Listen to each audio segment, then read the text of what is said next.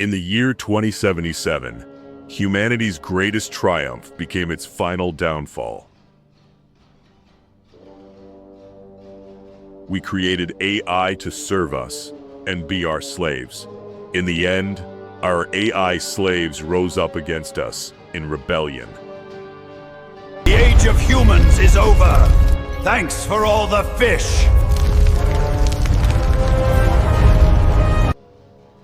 Yeah, that didn't happen, and it's also not going to happen.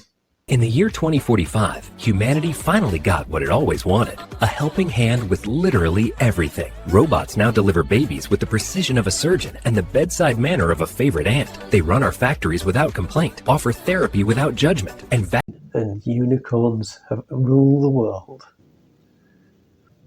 So, what is the reality? How can we use AI? What's going to happen with AI? What's the future of AI? And what's the next stage after the AI revolution? Let's find out.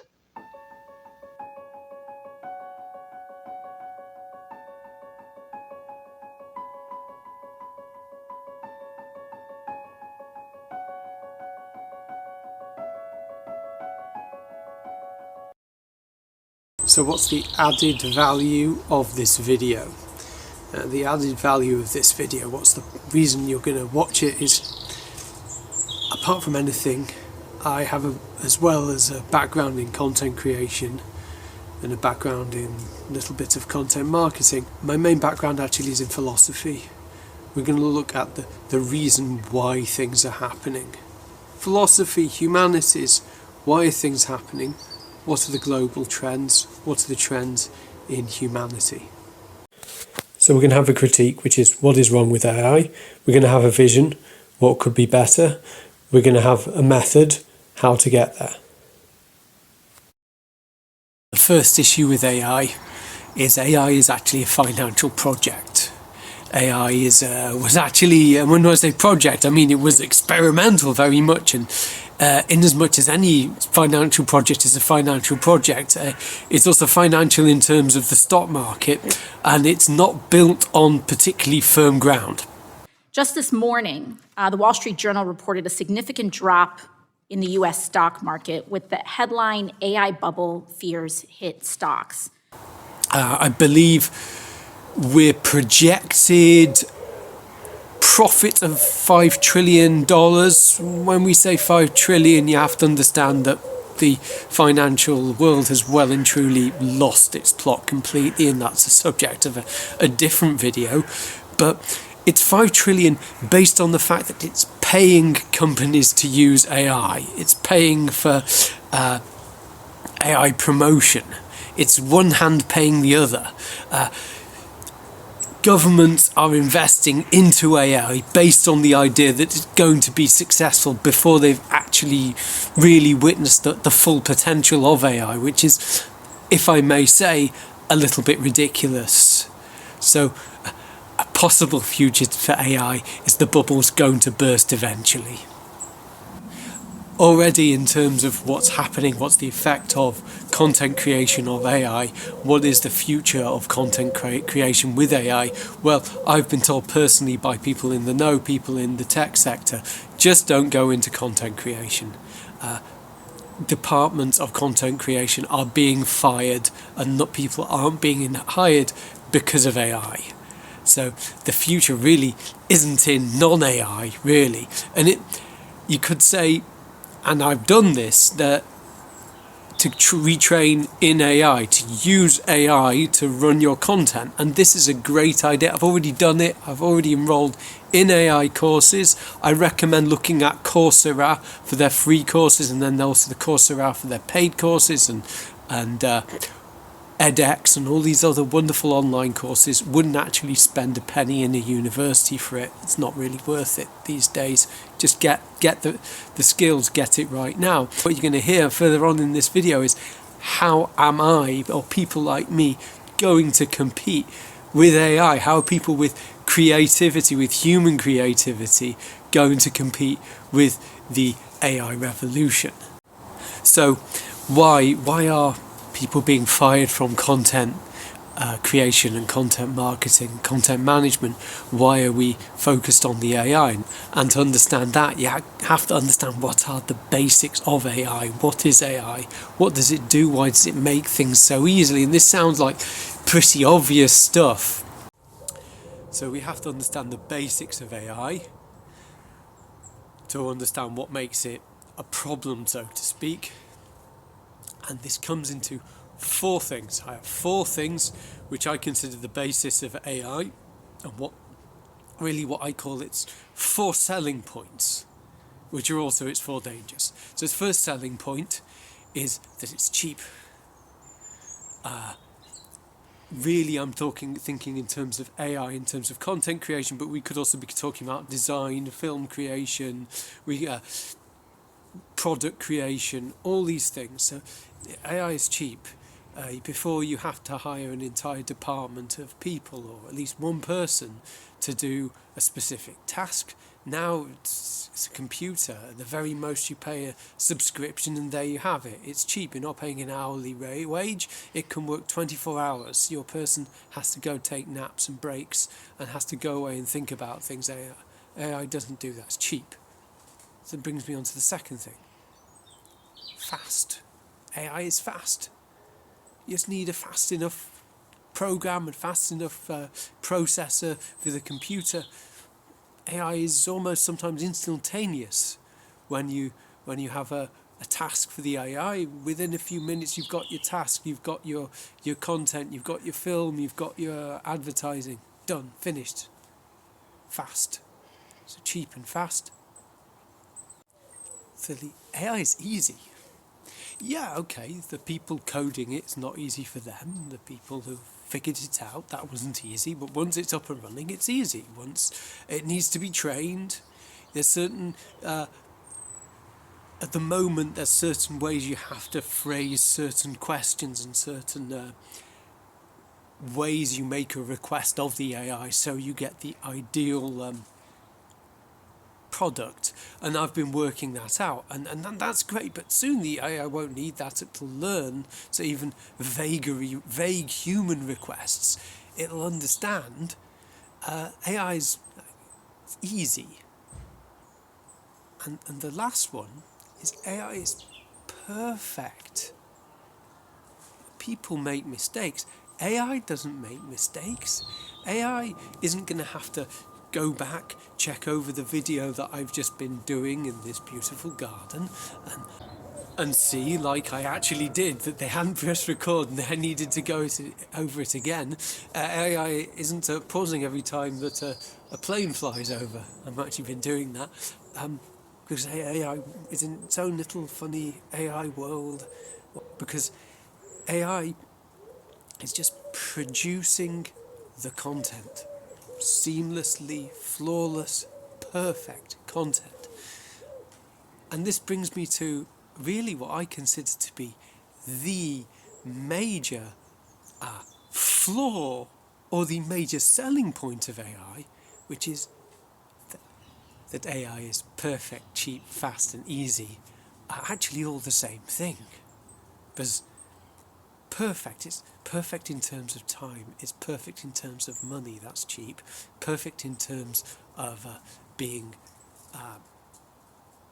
easy, perfect in ease, that's also a kind of perfection, and perfect in being perfect.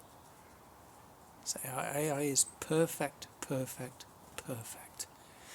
And it brings me to an important thing that I want you to remember for this whole video.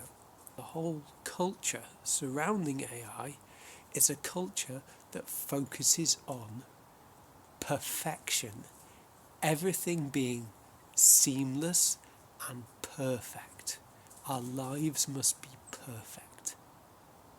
Can you think if there's a problem in that? Because we're going to be trying to get, by the end of this video, to an idea that there is a problem with that culture. It's not a problem with the AI. It's a problem with the culture that is bringing the AI. Now, in this bit, we're going to have to talk about how everybody is going to be forced to use AI in certain degree. Although, by the way, at no point am I suggesting not using AI. It's just how it's used. But you have to understand that AI is going to be used to make everything the same, because it's basically how market forces work. Everybody will be forced to use AI, and AI will make everything pretty much the same, because that's how things are right now. Oh yeah, sure, go out to the mall and look for something to eat. So you got a choice between McDonald's or Burger King, which are basically the same, just with the same marketing formats, even the same point of sale formats, but different brands. And it has to be like that, because that's how market forces work. So we've got to explain the concept of market forces and the limiting effect of market forces on variation, on making everything the same. So one analogy that's regularly given in economics is what's known as the ice cream vendor scenario. You have two ice cream vendors on a beach, and both ice cream vendors will move more to the centre of the beach where everybody is, because if one moves too far to the left or one moves too far to the right, they'll lose everybody. This is the concept of risk. Basically, in selling something, there is a certain degree of risk, and people aren't going to risk being too different, moving too far to the left, too far to the right, and missing all their customers. This is true in flavours in ice cream as well. You're not going to go too niche in the flavours. Both ice cream vendors are going to sell pretty much the same flavours, and if there's a new flavour brought out, both that people like, both ice cream vendors will start to sell that flavour. This is how everything is made very much generic in the marketplace, this idea of sameness. Now, this is evident in everything from selling burgers, where, look, you might have preferences, but I tend to see McDonald's and Burger King as being very much the same. In sameness in cars, if you look around, a lot of the cars have similar shapes, and that's the reason that there's a lot of risk involved, and also how production lines work. But again, the sameness of production lines and the way everybody uses now the Ford system of producing and manufacturing cars is also based on market forces to be the same. Somebody found a good idea, so everybody has to copy it, so everybody will be forced to use AI. So everything doesn't have to be the same in a certain sense, because there are 4 ways in which a company can make money in this world of everything being the same. The 4 ways is: 1, you can make it cheaper, you can deliver it faster, you can make the product have better quality, or you can make the product with better customer service.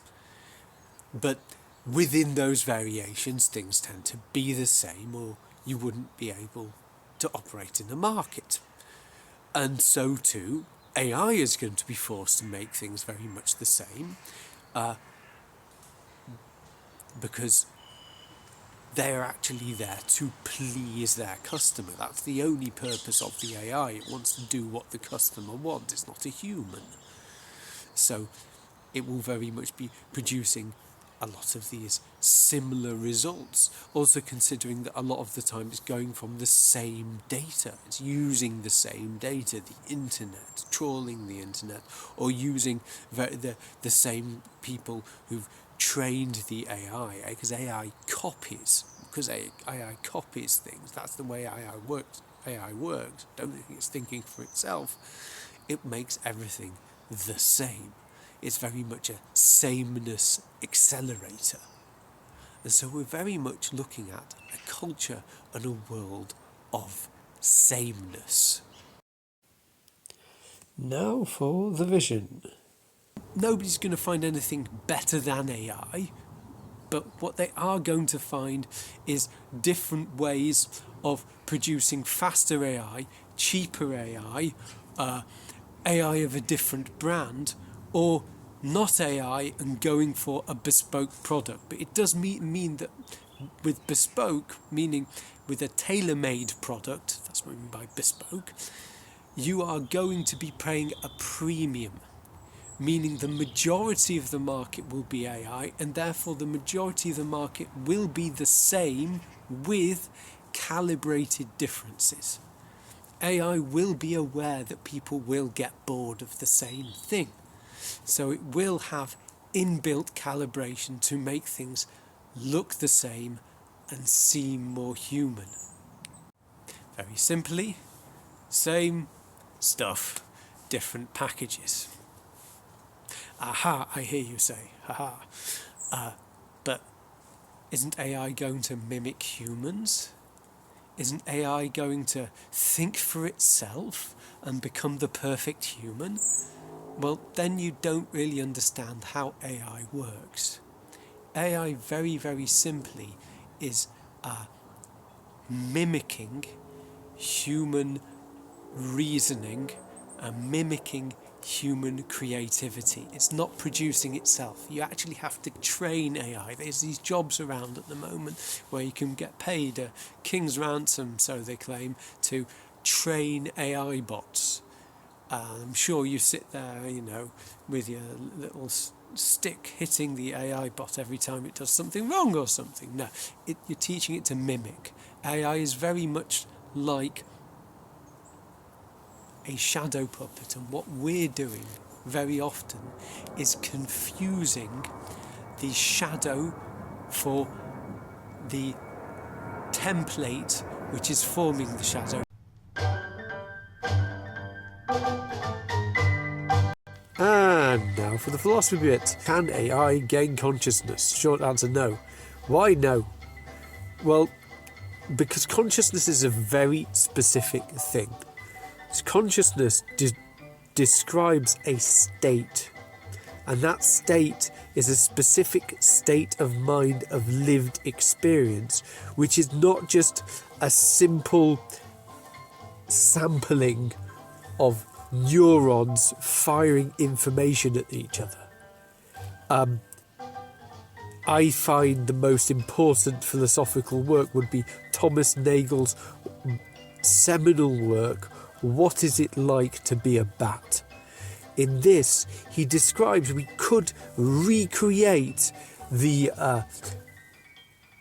patterns of neurons and the, if we could even create the, in the future, maybe the biological situation of a bat's brain, but it wouldn't actually bring across the lived experience of what it is like to be a bat.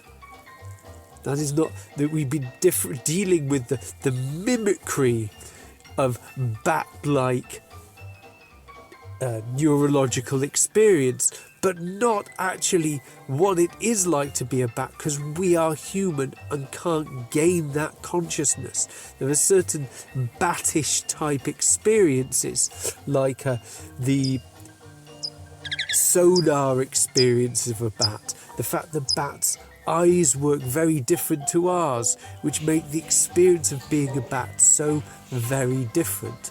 So too with AI, the AI will not be able to gain an understanding of human consciousness, because human consciousness is connected with lived experience. And I am going to claim for the business world, it is a mistake to ignore lived experience. It is a mistake to ignore the actual feelings and emotions of what it is to be a human. And to expect AI to mimic your customers is a mistake. The real problem with AI is a culture of stagnation and perfection, that everything has to be the same, that everything has to be perfect. It's really just an extension of problems that already exist to do with technology. There's already in Britain clinics set up with people with addictions to technology, addictions to gaming. We've even had the first cases of AI bots encouraging people to commit suicide. And how could this be? because the AI bots are mimicking humans, humans are filled with this immense amount of toxicity and division and polarization at the moment. Especially after Corona, especially to do with vicious political fighting and political violence, AI is mimicking that. And some, but not all of this, is to do with an obsession with perfection. Now for the method, though it's kind of more like the vision, but okay, we'll call it the method anyway. There is a future of AI, and the future of AI is hopefully using the AI as our servant, not becoming the servant of the AI. If you're already having little conversations with AI bots, with your Gemini or your Chat GPT, then maybe we need to start thinking about turning off the video and going outside and having a coffee with a friend you haven't seen in a long time instead of doing that. We need to start being able to deal with imperfection. Don't take my word for it. Look at the articles, see what's being said. We have an obsession with perfection, and this obsession with perfection comes through market forces. That is the real problem, not the AI. We need to be able to gain a control of ourselves to be able to then gain a control of the AI. We all have imperfections that we love. We have that chip mug, or the mug without a handle we refuse to throw out. We have a rickety chair that we won't get rid of. We have our mangled stuffed toy that we've kept since childhood. We all have these things that we love very much, and they're not perfect, and we probably love them because they're not perfect. We're actually going to be asking of content and education and many things, and politicians, to produce us things that are less than perfect, and we'll be okay with it. Well, and hopefully our human relationships too.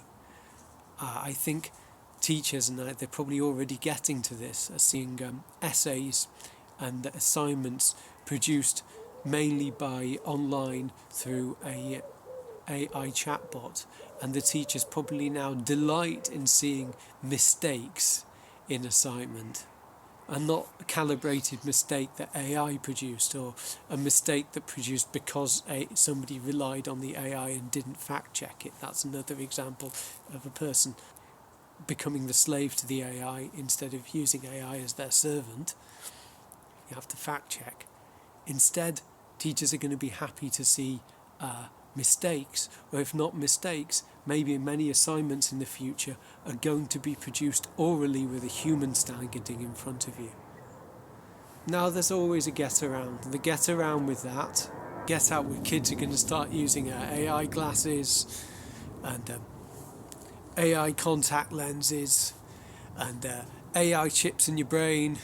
I don't know what, AI goodness knows what, augmented brains pretty soon. So we probably will revert to just looking for the human in the details, looking for the human in the content, looking for the human in the education, or the human in the product that's being sold. Otherwise, everything's going to just be turning to be the same. And you might say, well, there's certain things we will not tolerate mistakes in. You make a mistake in engineering for an airplane, it will crash.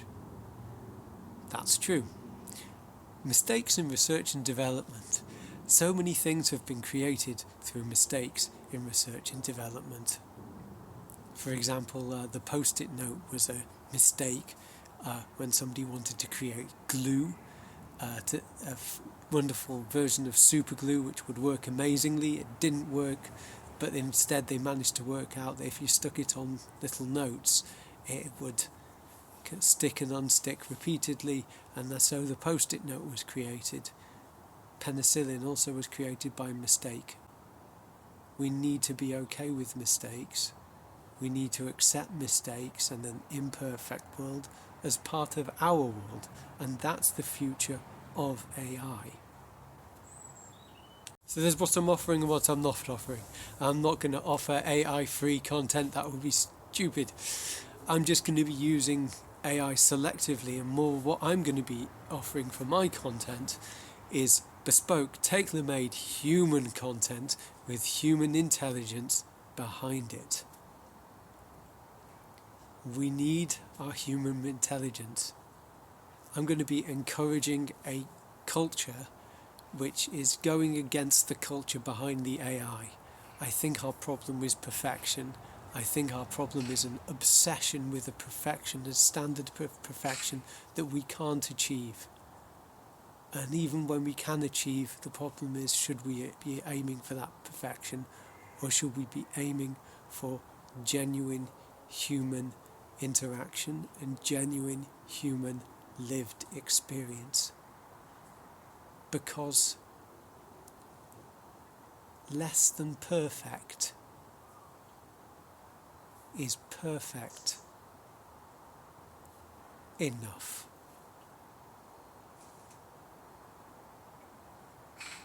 What I want you to do right now is I want you to close down the computer or your phone, go off and maybe call up a friend to go have a coffee with and make a proper human connection. Before you do that, share this with 5 people who you think might benefit from this message, and subscribe so you can hear what I'm going to say next.